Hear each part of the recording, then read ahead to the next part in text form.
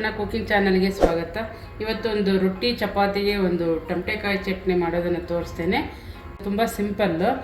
ಒಂದು side dish ಏನಾದರೂ ಚಟ್ನಿ ಬೇಕು ಅಂದರೆ ಒಂದು 5 ನಿಮಿಷದಲ್ಲಿ ಆಗೋಗುತ್ತೆ. ಪಲ್ಯ, ರೊಟ್ಟಿ, ಚಪಾತಿ ಇದ್ರ ಒಟ್ಟಿಗೆ ಅನ್ನಕ್ಕೂ ತುಪ್ಪ ಹಾಕ್ಕೊಂಡು ತಿಂದರೆ ತುಂಬ ಟೇಸ್ಟ್ ಇರುತ್ತೆ. ಒಂದು ಒಳ್ಳೆ ಚಟ್ನಿ ಬೇಕಾಗೋದು ಅಂದರೆ ಹಣ್ಣಲ್ಲ, ಟಮಟೆಕಾಯೇ ಬೇಕು. ಅದಕ್ಕೆ ಎಷ್ಟು ಜನ ಇದ್ದಾರೆ ಅಷ್ಟು ನೋಡ್ಕೊಂಡು ಮಾಡ್ಕೊಳ್ಳಿ. ನಾನಿಲ್ಲಿ ಒಂದು 6 ಟಮಟೆಕಾಯಿನ ತೋರಿಸ್ತಾ ಇದ್ದೀನಿ.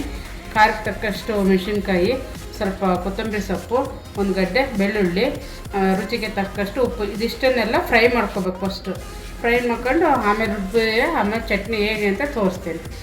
ಈಗ ಉರಿಯೋಕ್ಕೆ ಹಾಕ್ತಾಯಿದ್ದೀನಿ. ಹಸಿಮೆಣಸು ಮತ್ತು ಟೊಮೊಟೊ ಎರಡನ್ನೂ ಹುರ್ಕೋಬೇಕು. ಚೆನ್ನಾಗಿ ಹುರ್ಕೊಂಡ್ರೆ ಒಂದು ಒಳ್ಳೆ ಚಟ್ನಿ ಇದು ರೊಟ್ಟಿ ಚಪಾತಿಗೆ ತುಂಬ ಚೆನ್ನಾಗಿರುತ್ತೆ.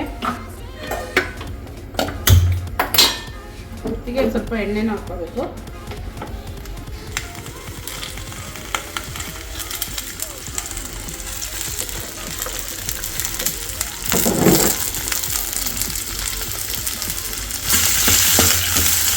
ಚೆನ್ನಾಗಿ ಫ್ರೈ ಮಾಡ್ಕೊಂಡು ಒಂದು 5 ನಿಮಿಷದಲ್ಲಿ ಚಟ್ನಿ ರೆಡಿ ಆಗೋಗುತ್ತೆ ಫ್ರೆಂಡ್ಸ್.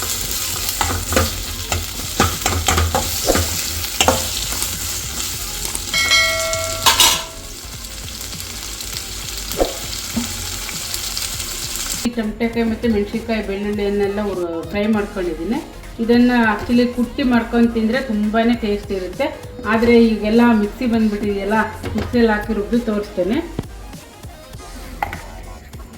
ರುಚಿಗೆ ತಕ್ಕಷ್ಟು ಉಪ್ಪು ಹಾಕ್ತಾಯಿದ್ದೀನಿ, ನೋಡ್ಕೊಂಡು ಹಾಕೊಳ್ಳಿ ಉಪ್ಪು. ಆಮೇಲೆ ಸ್ವಲ್ಪ ಕೊತ್ತಂಬರಿ ಸೊಪ್ಪು.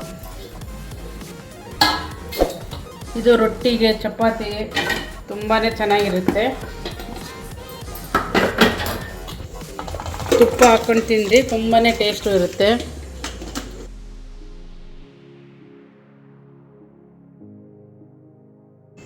ಈ ಚಟ್ನಿ ರೆಡಿಯಾಗಿದೆ. ಇದನ್ನು ರೊಟ್ಟಿ ಅಥವಾ ಚಪಾತಿಯೊಂದಿಗೆ, ಮೊಸರೊಂದಿಗೆ ಅಥವಾ ತುಪ್ಪನೂ ಹಾಕ್ಕೊಂಡು ತಿನ್ನಿ, ತುಂಬ ಟೇಸ್ಟಿಯಾಗಿರುತ್ತೆ. ಒಳ್ಳೆ ಕಾಂಬಿನೇಷನ್ನು ಈ ಚಟ್ನಿ ಒಂದು 5 ನಿಮಿಷದಲ್ಲಿ ಮಾಡ್ಕೋಬೋದು. ತುಂಬ ಬೇಗನೆ ಆಗುತ್ತೆ. ಈ ವಿಡಿಯೋ ಇಷ್ಟ ಆದಲ್ಲಿ ಲೈಕ್ ಮಾಡಿ, ಶೇರ್ ಮಾಡಿ, ಕಮೆಂಟ್ ಮಾಡಿ. ಮುಂದಿನ ವಿಡಿಯೋದೊಂದಿಗೆ ಸಿಗೋಣ. ಧನ್ಯವಾದಗಳು.